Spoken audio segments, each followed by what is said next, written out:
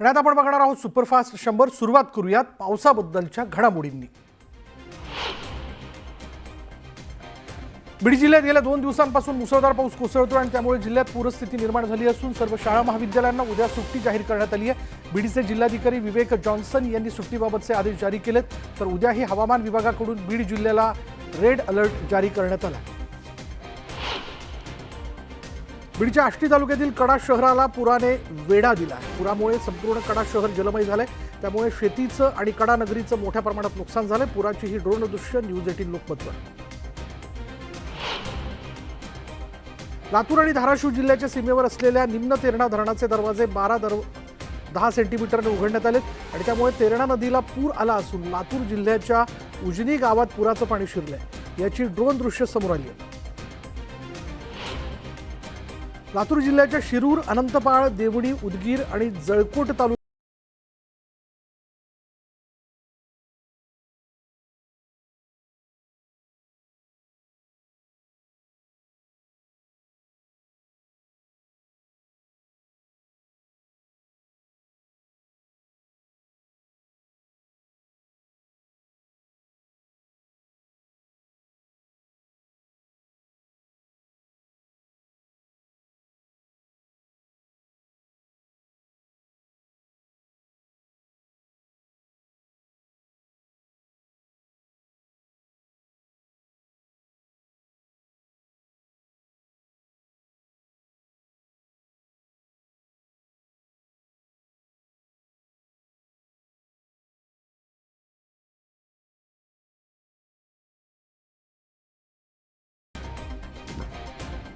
छत्रपती संभाजीनगरच्या सोयगाव तालुक्यात ढगफुटी सदृश्य पाऊस झाला आणि या पावसामुळे नदी नाल्यांना पूर आला. पुराचं पाणी शेतात शिरल्यामुळे पिकांचं मोठं नुकसान झालं. बारामती शहर आणि परिसरात मुसळधार पाऊस झाला. ढगफुटी सदृश्य पावसामुळे जळोची भागाला जोडणाऱ्या रस्त्यावर ओढ्याचं पाणी आलं आणि त्यामुळे बारामती शहर आणि जळोची भागातील नागरिकांचा संपर्क तुटला. धाराशिव जिल्ह्यातील सर्वच मोठी धरणं ओव्हरफ्लो झाली आहेत. सीना, कोळेगाव, तेरणा, मांजरा आणि निम्न तेरणा या धरणांमधून पाण्याचा विसर्ग सुरू असून नदीकाठच्या नागरिकांना सतर्कतेचा इशारा देण्यात आला. नाशिकच्या येवला शहर परिसरात पावसाने धुमाकूळ घातला. पावसामुळे सखल भागात पाणी साचले आणि त्यामुळे अनेक दुकानं आणि घरांमध्ये पाणी शिरल्यामुळे साहित्याचं मोठं नुकसान झालं. जालना जिल्ह्यातल्या घनसावंगीत झालेल्या मुसळधार पावसामुळे बोडखा इथल्या नारळा नदीला पूर आला. दरम्यान पुलावरनं पाणी वाहत असून नागरिक त्यातनंही जीवघेणा प्रवास करताना दिसत आहेत. मुसळधार पावसामुळे सोलापूरच्या अक्कलकोट तालुक्यातील बोरी नदी परिसरातील गावांमध्ये पूरस्थिती निर्माण झाली आहे. आंदेवाडी आणि जहागीर गावातील रस्ते बंद झाल्यानं वाहतूक रुग्णवाहिका गावात पोहोचू शकली नाही. त्यामुळे जीव धोक्यात घालून बैलगाडीतून वृद्ध महिलेला रुग्णालयापर्यंत नेण्यात आलं. बुलढाणा जिल्ह्यात सिंदखेड राजा तालुक्यात ढगफुटी सदृश्य पाऊस झाला आणि यामुळे पिकांचं मोठं नुकसान झाल्यानं शेतकरी चिंतेत सापडला. दरम्यान उमरज देशमुख 2 गावांना जोडणारा रस्ता पाण्याखाली गेला. सांगली शहरासह ग्रामीण भागात मुसळधार पाऊस झाला. पावसाची संततधार सुरूच असून जनजीवन विस्कळीत झाले. मिरज शहरातही पाऊस झाल्यानं सखल भागात पाणी साचलं. नागपुरात विजांच्या कडकडाटासह जोरदार पाऊस झाला. अचानक आलेल्या पावसामुळे नागरिकांची एकच तारंबळ उडाली. बीड जिल्ह्यातील टाकळसिंग जवळील उंदीर गावातल्या नदीला पूर आलाय. दरम्यान पुराच्या पाण्यात अडकलेल्या 2 कुटुंबांमधील 8 जणांना सुखरूप बाहेर काढण्यात आलं. बदलापूर शहरात झालेल्या पावसामुळे उल्हास नदीच्या पाणी पातळीत वाढ झाली आणि त्यामुळे उल्हास नदीच्या परिसरात जाण्यास बंदी घालण्यात आली आहे. तरीही अतिउत्साही तरुण नदीकाठी जाताना दिसतात.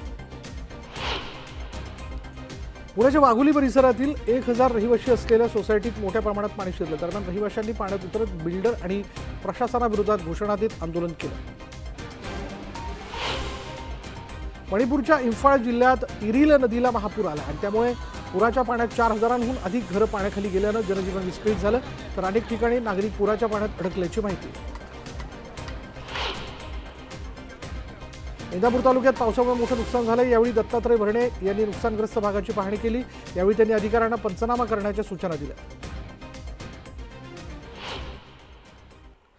पुण्याच्या स्वारगेट आगाराला मंत्री प्रताप सरनाईक यांनी भेट दिली. स्वारगेट बसस्थानकाची अवस्था, दत्तागाडे प्रकरणातील निलंबित अधिकारी दोषी असून त्यांची विभागीय चौकशी सुरू असून देखील ते पुन्हा आगारात काम कसे काय करू शकतात असा सवाल विचारत मंत्री सरनाईकांनी अधिकाऱ्यांना झापलं. पुण्यातील आयुष कोमकर हत्या प्रकरणातील 4 आरोपींना पोलीस कोठडी सुनावण्यात आली. शिवराज, शुभम, अभिषेक आणि लक्ष्मी आंदेकरला 18 सप्टेंबरपर्यंत पोलीस कोठडी सुनावण्यात आली.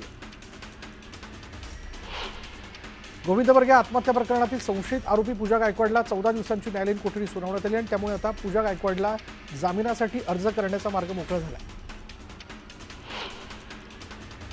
भाजपचे माजी नगरसेवक उद्धव निमसेंना अटक करण्यात आली आहे. राहुल धोत्रेच्या हत्याकांड प्रकरणी निमसेसह त्यांच्या कार्यकर्त्यांवर आडगाव पोलीस ठाण्यात गुन्हा दाखल करण्यात आला.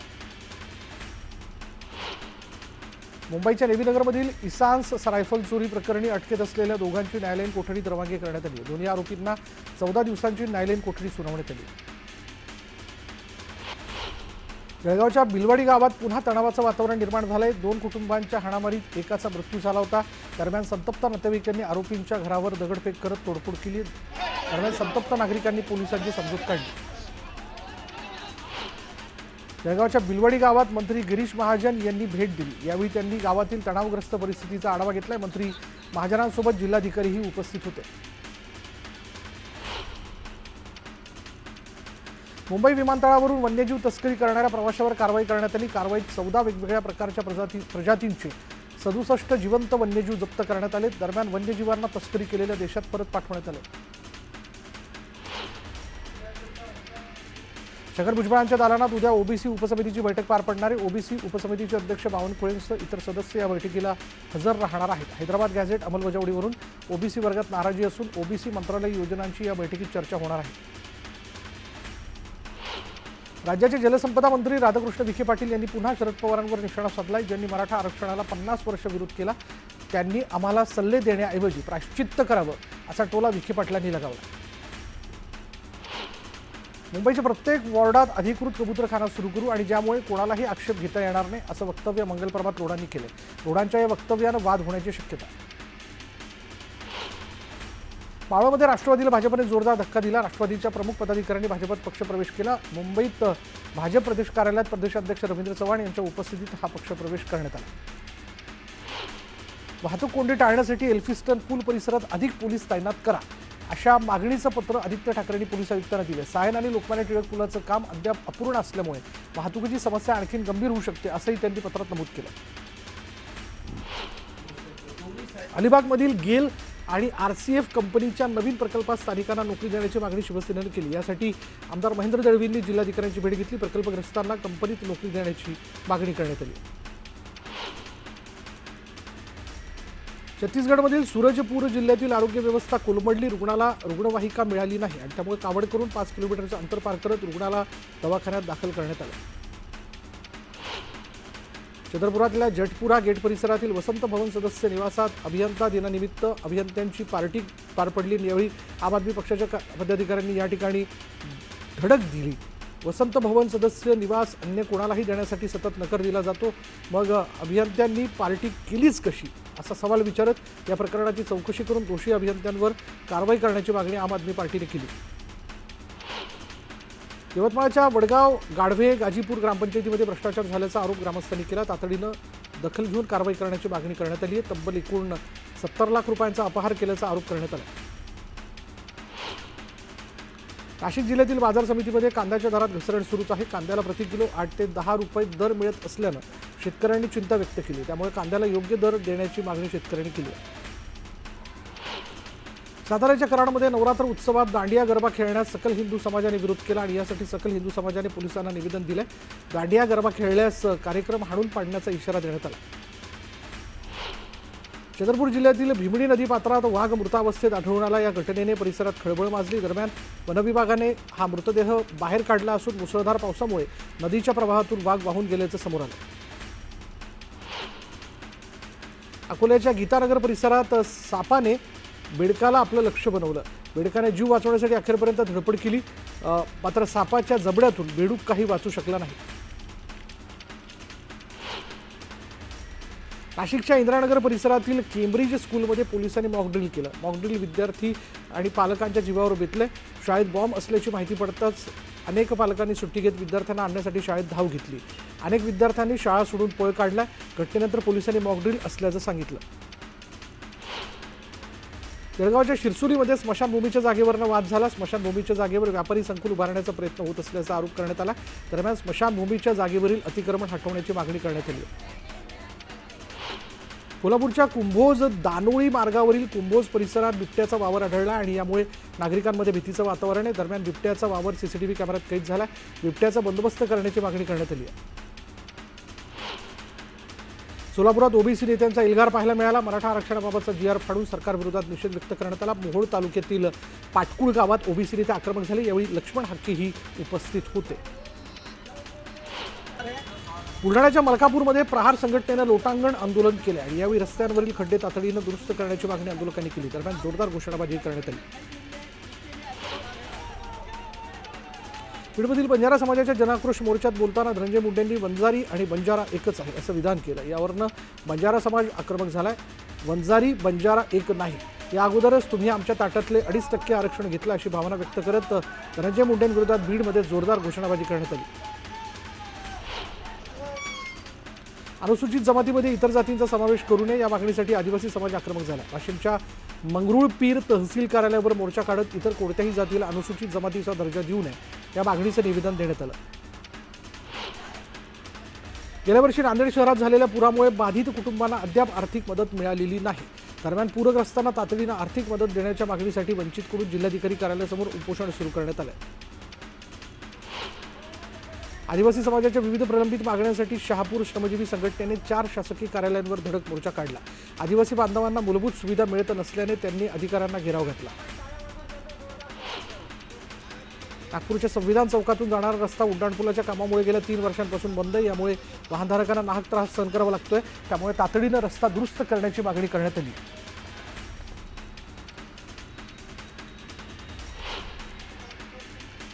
आता वेळ झाली का ब्रेकची. ब्रेक घेऊयात. पहा फक्त न्यूज 18 लोकमत.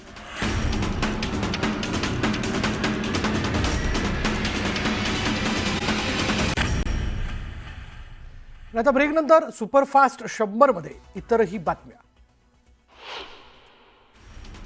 18 सप्टेंबर रोजी पार पडणाऱ्या गोलमेज परिषदेचे मनोज जरांगे यांना निमंत्रण देण्यात आले. मनोज जरांगे मराठा समाजाचं भवितव्य ठरवू शकत नाहीत आणि समाज कोणाच्या दावणीला बांधला जाऊ शकत नाही. इतर संघटनेचे अध्यक्ष समन्वयकांप्रमाणे जरांगे पाटलांना बोलवलंय. जगन्नाथाचा रथ ओढण्यासाठी बोलवलंय, जगन्नाथ होण्यासाठी नाही असं म्हणत मराठा मोर्चा समन्वयक संजय लाखे पाटील यांनी जरांगेंना बैठकीला उपस्थित राहण्याचं आवाहन केलं. स्वच्छता अभियानात देशात प्रथम क्रमांक मिळवलेल्या कराड नगर परिषदेच्या 170व्या वर्धापन दिनाच्या निमित्तानं भव्य स्वच्छता रॅली काढण्यात आली. यावेळी कर्मचारी आणि अधिकाऱ्यांनी फेटे बांधून रॅलीत सहभाग घेतला. छत्रपती संभाजीनगर इथे झालेल्या चेतना फाउंडेशन आणि हेमा फाउंडेशनतर्फे आयोजित राष्ट्रीय स्पर्धेत डिजिटल डेटॉक्स महोत्सव 2025 मध्ये राजस्थानी सेवा समाज संचलित मदनलाल सारडा राजस्थानी या शाळेने सादर केलेल्या स्क्रीन टाईमने शीना बचपन या नाटकाने राष्ट्रीय स्तरावर 2रा क्रमांक पटकावला. तर द्वारकादास मंत्री राजस्थानी विद्यालयाने पोस्टर पेंटिंगमध्ये प्रथम तर नाटकामध्ये उत्तेजनार्थ पारितोषिक मिळवले.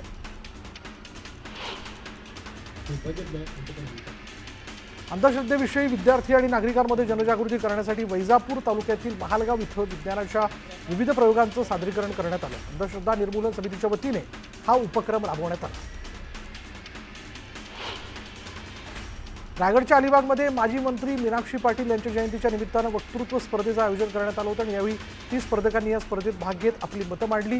झेप फाउंडेशनच्या पुढाकाराने या स्पर्धेचं आयोजन करण्यात आलं होतं. नवी मुंबईत नवरात्र उत्सवाची लगबग सुरू झालेली आहे. उल्वेच्या महाराणीची वाजत गाजत भव्य मिरवणूक काढत आगमन सोहळा पार पडला. यंदा उल्वेच्या महाराणीसाठी रायगड किल्ल्याचा देखावा साकारण्यात आला.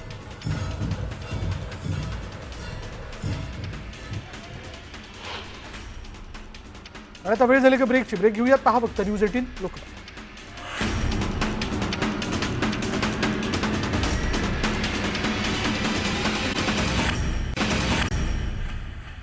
आता ब्रेकनंतर इतरही बातम्या. बीडच्या परळी तालुक्यातील हिवरा गोवर्धन गावातल्या गुणवारा नदीला आलेल्या पुरातून विद्युत खांब वाहून गेला. विद्युत खांब वाहून जातानाचा व्हिडिओ एका व्यक्तीने आपल्या मोबाईलमध्ये कैद केला. वरळीतील पूनम अपार्टमेंटमध्ये आग लागली. मीटरमध्ये लागलेली आग पहिल्या मजल्यावरील घरापर्यंत पोहोचली. अग्निशमन दलाच्या जवानांनी आगीवर नियंत्रण मिळवलं, मात्र या आगीत घरातील साहित्य जळून खाक झालं. पुढे अमरावती या ट्रेनमधून अकोल्यातील मूर्तिजापूर इथे उतरत असताना पायरी आणि प्लॅटफॉर्मच्या मध्ये प्रवाशाचा पाय अडकला. तब्बल 55 मिनिटं हा प्रवासी अडकून राहिला होता. दरम्यान प्लॅटफॉर्मचा काही भाग तोडून प्रवाशाला सुखरूप बाहेर काढलं, मात्र प्रवाशाच्या पायाला गंभीर दुखापत झाली. नाशिक मुंबई महामार्गावरील रायगड नगर जवळ खासगी बसचा भीषण अपघात झाला आणि अपघातात 15 ते 20 प्रवासी जखमी झालेत. चालकाचं नियंत्रण सुटल्यामुळे बस दुसऱ्या वाहनाला जाऊन धडकल्यानं हा अपघात झाला. नागपूरमध्ये तोतया पोलिसावर पोलिसांनी कारवाई केली. तोतया पोलिसांकडून 1,08,000चा मुद्देमाल जप्त करण्यात आलाय. हा तोतया पोलीस नागरिकांची फसवणूक आणि चोरी करत असल्याचं तपासातनं समोर आलं. यानंतर सुपरफास्ट 100 मध्ये इथंच थांबणार आहोत. पहा फक्त न्यूज 18 लोकमत.